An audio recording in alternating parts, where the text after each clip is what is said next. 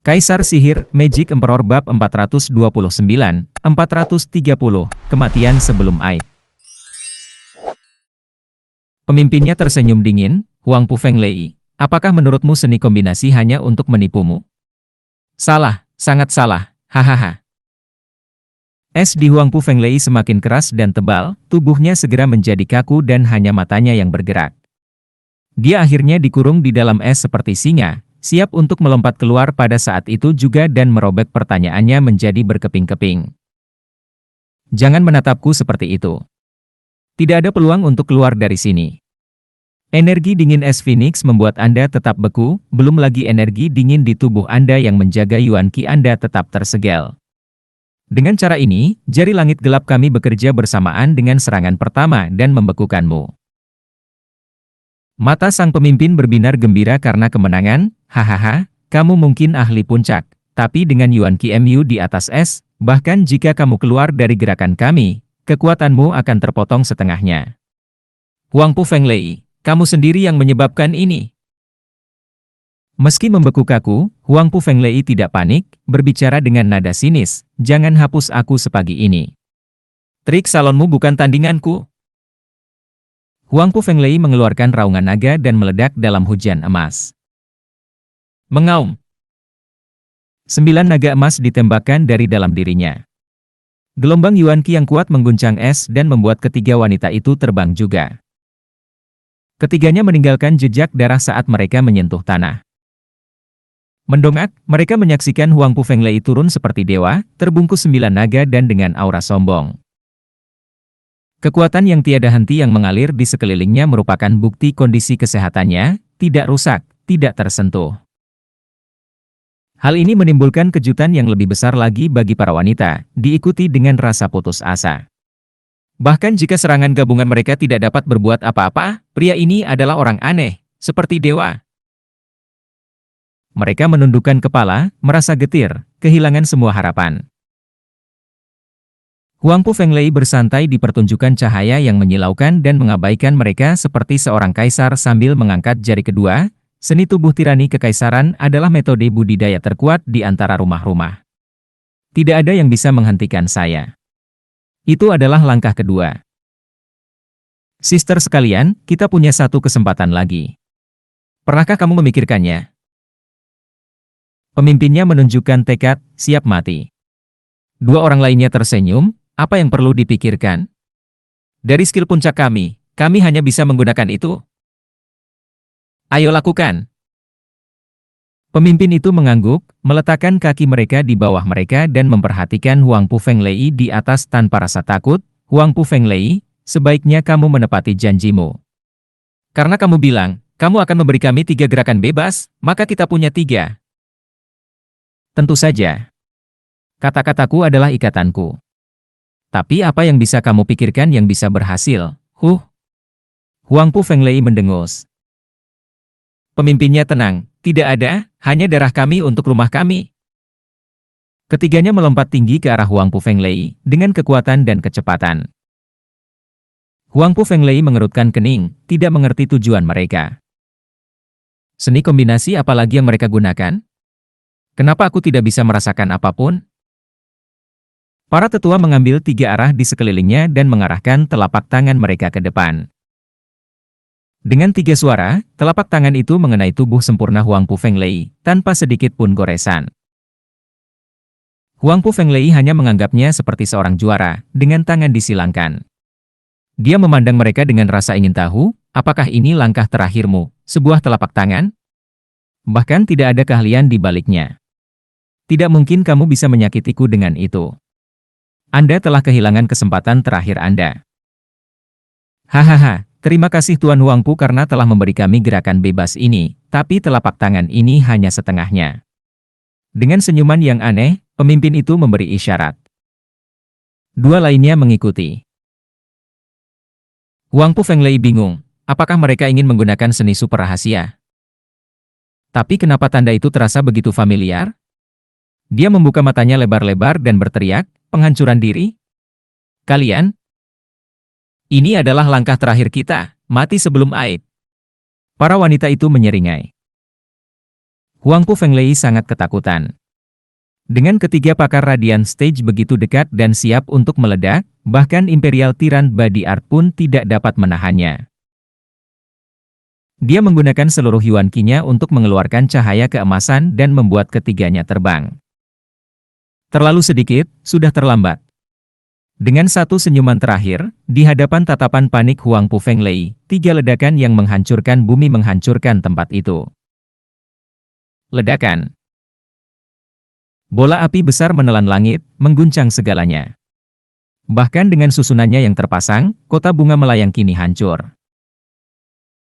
Yan Bogong merunduk saat gelombang api melewatinya. Satu kedutan yang ceroboh bisa membakar kepalanya sampai habis.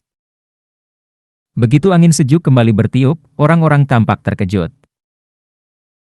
Pegunungan di sekitar mereka sekarang menjadi dataran datar sementara pepohonan melayang seperti abu. Para murid Bone Tempering Meridian mereka hancur dan mati. Mungkin mereka ingin melihat kematian lebih dekat, atau sekadar nasib buruk, mereka menjulurkan leher untuk melihat nyala api apokaliptik yang agung, namun separuh tubuh mereka terbakar, yang merupakan bukti kebodohan mereka. Hati Yan Bogong bergetar. Ledakan yang menakutkan. Dan itu dihasilkan dari penghancuran diri 3 ahli Radiant Stage. Lalu bagaimana dengan orang pada intinya?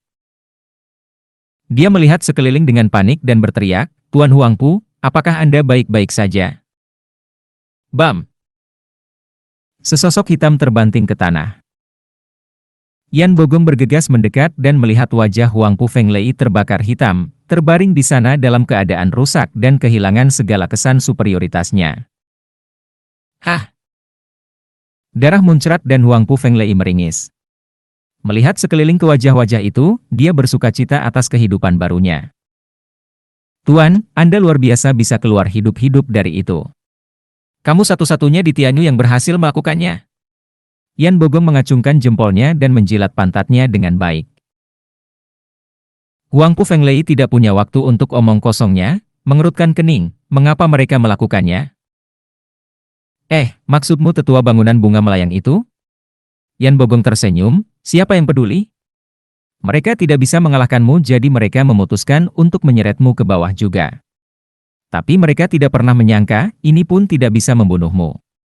Kamu masih utuh. Hihihi, mereka mati sia-sia, idiot. Tidak. Huangpu Fenglei menggelengkan kepalanya dengan lemah, seorang kultivator yang telah mencapai tahap radian akan menghargai hidupnya di atas segalanya. Mereka tidak akan pernah membuang nyawanya kecuali itu adalah pilihan terakhir. Mereka bisa saja menggunakan susunan bangunan bunga melayang untuk menghentikanku dan melarikan diri. Jadi kenapa? Yan Bogong terdiam, mungkin. Hahaha, itu secara halus. Huangpu Fenglei nyaris tidak menopang tubuhnya, gedung bunga melayang, sebuah wilayah milik wanita, tidak dapat bertahan selama bertahun-tahun hanya dengan kata-kata kosong. Huangpu Fenglei tertatih-tatih pergi. Yan Bogong bertanya, Tuan Huangpu, bukankah kita menyerang? Tentu saja, bodoh. Tapi itu masalahmu. Aku perlu membalut lukaku. Tidak bisakah kamu lihat aku bahkan tidak bisa terbang dan kakinya patah? Menatap ke belakang, Huangpu Fenglei mengutuk. Tapi dia tidak pergi tanpa nasihat terakhir, jangan ceroboh, wanita Drifting Flowers Edifices tidak bisa diremehkan. Yan Bogong mengangguk, bertukar pandang dengan Lin Rufeng, melihat keadaanmu yang menyedihkan, kami dapat memperoleh sebanyak itu. Meskipun mereka melihat kembali ke kota bunga melayang dan merasakan sakit kepala datang. Tanpa Radiant Stage yang mendukung mereka, berapa tahun yang dibutuhkan untuk bisa menerobos? Para ahli di Regent Estate hanya bertindak sebagai pendukung dan menyerahkan beban berat kepada mereka. Satu-satunya pembantu, Huangpu Fenglei, sekarang sedang cuti medis. Ledakan. Ledakan itu mengguncang seluruh kota bunga melayang, rumah-rumah hancur dan berubah menjadi debu. Aula utama Drifting Flowers Edifices memiliki wanita-wanita yang tenang dan bijaksana yang menangani urusan sehari-hari tetapi mereka sekarang menangis karena panik. Nenek, pucat dan lemah, terbaring di lantai, bergoyang mengikuti irama ledakan. Benturan aneh di kepala membuat dia mengerutkan kening dan membuka matanya. Bibi tahu, nenek sudah bangun. Pengawas peoni bersemangat. Kepala alkemis Drifting Flowers Edifices, Tao dan Yang, bergegas mendekat, cedera nenek stabil, tapi... Apa? Pengawas peoni bertanya.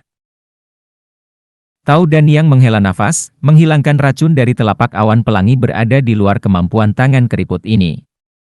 Mereka sendiri yang memegang penawarnya. Apa yang kita lakukan sekarang? Peony Overseer bertanya, Tilking Hall berada tepat di luar gerbang kami. Apakah kita harus pergi ke sana dan mengambil satu untuk mengeluarkan penawarnya? Semua orang menggelengkan kepala karena betapa tidak berdayanya mereka. Tilking Hall sendiri sudah kuat, tapi sekarang dalam koalisi 3 rumah, akan lebih sulit lagi bagi gedung bunga melayang untuk menghadapinya. Keluar sekarang sama saja dengan bunuh diri. Pengawas Iris tersenyum, Peony, jangan gugup, Tilking Hall memonopoli obat penawar Rainbow Cloud Palm sampai sekarang. Apakah Anda lupa bagaimana Zuofen memecahkan penawarnya di pertemuan 100 pil, menyembuhkan nenek, bibi Tao, dan banyak saudara perempuan kita? Bahkan alkemis top mereka, Vicio Spill King sekarang berada di bawah klan Luo. Dan dengan dia sebagai sekutu, tidak perlu takut akan racun apapun. Ya, kita hanya perlu menghubungi mereka dan nenek akan baik-baik saja. Bibi Tao mengangguk, lega. Dia merasa menjadikan Zuofen sebagai sekutu adalah hal terbaik yang pernah terjadi pada mereka. Telapak tangan awan pelangi yang menekannya setiap menit dan setiap jam kini sudah berlalu. Pengawas peoni cemberut, wajahnya tidak wajar, tapi bajingan itu mencuri pusaka kita yang berharga. Bagaimana kita bisa mempercayainya? Akan sangat bagus jika dia mengembalikannya. Tapi jika dia tidak. Suara samar nenek menghilang dengan lemah. Kemudian dia mengambil keputusan dan berbicara dengan tegas, yang bisa kami lakukan hanyalah terus maju. Jika Drifting Flowers Edifices ingin bertahan, kita perlu berkompromi. Kami sangat membutuhkan sekutu seperti dia saat ini. Apa gunanya mendapatkan harta itu kembali hanya untuk menemukan kota yang penuh dengan mayat? Semua menjadi termenung. Rasa hormat mereka terhadap nenek semakin meningkat. Nenek mendapat rasa hormat dari semua rumah karena suatu alasan. Dan untuk alasan yang sama dia membuat gedung bunga melayang tetap bertahan selama ini. Sebagai tuan rumah, dia harus memiliki pikiran dan mata yang melampaui jangkauan orang biasa, dengan ambisi besar dan tekad baja. Selalu berpikir jangka panjang dan tidak pernah memikirkan detailnya. Dan di saat-saat terakhirnya, gedung bunga melayang paling membutuhkan sekutu. Mereka tidak bisa membuang Zuofen demi akar bodi. Itu sama saja dengan memotong kaki seseorang. Jadi kamu ingin bersandar pada klan Luo? Peony Overseer cemberut, masih menentangnya. Zuofen mencuri barang-barang mereka namun mereka masih meminta bantuan padanya. Bukankah itu seperti meminta suaka kepada pencuri? Nama gedung bunga melayang akan terseret ke dalam lumpur, begitu pula nama saudara perempuannya. Nenek tersenyum menjawab, ya, Zuofen telah membuat janji kepada kami ketika dia dalam masalah. Kita bisa mengandalkannya. Sekarang dia adalah salah satu pemain besar, dia adalah pendukung kami. Itu semua hanya investasi yang dilunasi, hahaha. Peony, kamu biasanya bersikap terlalu dalam dan terus terang. Kamu baik hati, tetapi tidak cocok menjadi Edifice Lord. Sebagai orang yang memikul tanggung jawab gedung bunga melayang, seseorang harus fleksibel dan mengarahkan pandangan kamu melampaui momen saat ini. Hal yang tidak berguna seperti reputasi hanya akan menjatuhkan kita. Nenek menggelengkan kepalanya.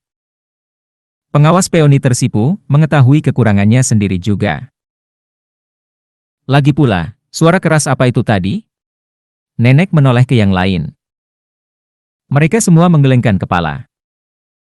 Seseorang menangis, nenek, pengawas, 3 tetua. Bagaimana dengan para tetua? Nenek bertanya dengan panik.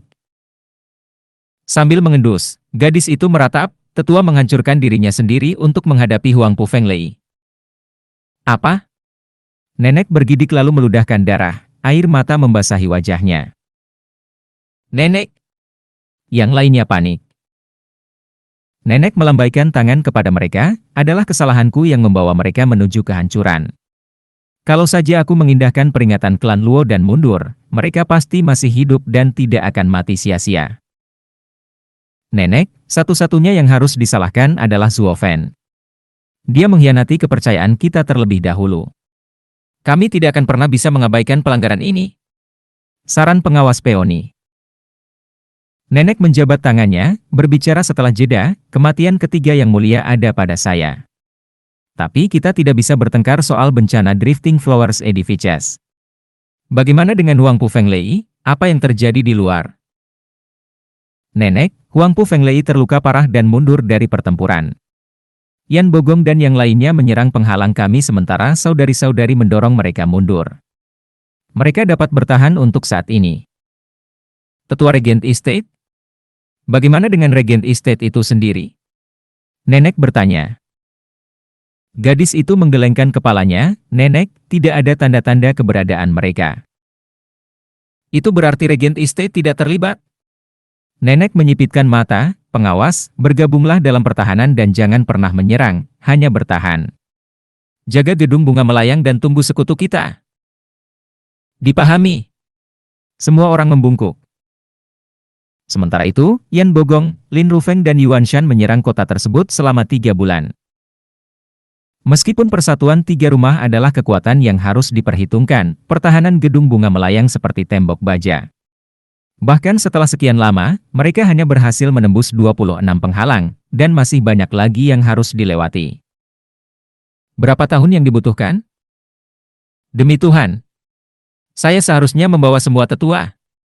Lin Rufeng terengah-engah, mengintip ke kota dan gunung di kejauhan, apa yang sedang dilakukan Regent Estate dan naga suci busuk itu? Mereka memutuskan untuk melakukan serangan ini, namun sekarang mereka mengambil kursi belakang sementara kita mempertaruhkan nyawa kita. Apa sih yang menakutkan dari gedung bunga melayang? Jika kita semua ikut serta, semuanya akan selesai sekarang. Tenang. Yuan Shan menasihati, Tuan Leng berkata kami sedang memancing bantuan. Meskipun kita mempunyai gedung bunga melayang di tali, mereka akan menyerang bala bantuan. Kudengar pasukan pavilion naga terselubung dan tempat tinggal Markuise Pedang telah dipukul mundur berkali-kali. Regent Estate bisa menangani orang-orang itu dengan sedikit usaha. Apa gunanya mereka semua di belakang sebagai pendukung? Lin Rufeng mengejek. Yan Bogong menggelengkan kepalanya, Tuan Rumah Lin, jangan katakan itu. Memang tidak terlalu merepotkan, tapi bagaimana jika Zuo Fan datang? Gemuruh. Wajah Lin Rufeng menunduk dan suaranya terputus. Pada hari upacara klan Luo, mereka semua menyaksikan kekuatan dan kemuliaannya. Selain kekejian yang dijuluki Zuo Fan, mereka memiliki 10 tetua, masing-masing lebih kuat dari yang lain, kejam dan biadab. Bahkan Regent Estate pun tidak ingin berkelahi dengan mereka. Lin Rufeng melambaikan tangannya, ayo terus menyerang. Yuan Shan dan Yan Bogong tertawa kecil di dalam. Yuan Shan menepuk dadanya dengan penuh keyakinan, jangan khawatir, kota ini akan segera jatuh. Ketiga yang mulia saya akan datang dalam 2 hari. Dengan para ahli Radiant Stage yang membukakan jalan bagi kita, barisan penjagaan mereka tidak akan menjadi penghalang. Yuan Shan berseri-seri dengan bangga. Ingin menghancurkan kota bunga melayang? Hanya kita yang bisa melakukannya. Yan Bogong mencibir. Dengan reruntuhan rumah Valley Lord Yu, kamu tidak memerlukan ahli Radiant Stage untuk mempertahankannya. Sementara orang-orang kita terlalu rindu untuk pergi, hahaha. Lin Rufeng mengejek. Wajah Yuan Shan menunduk. Itu sangat menyakitkan hatinya, setiap kali dia teringat akan lembah neraka yang hancur. Apa yang dia inginkan adalah mendapatkan prestasi dalam pertempuran ini dan mendapatkan kompensasi dari Regent Estate. Tapi Lin Rufeng dan Yan Bogong, para bajingan itu, harus menyodok di tempat yang sakit. Kamu akan lihat. Zuo Fan juga akan merawat gubukmu dengan baik. Kita lihat saja siapa yang tertawa nanti. Pikiran Yuan Shan dipenuhi dengan kutukan jahat.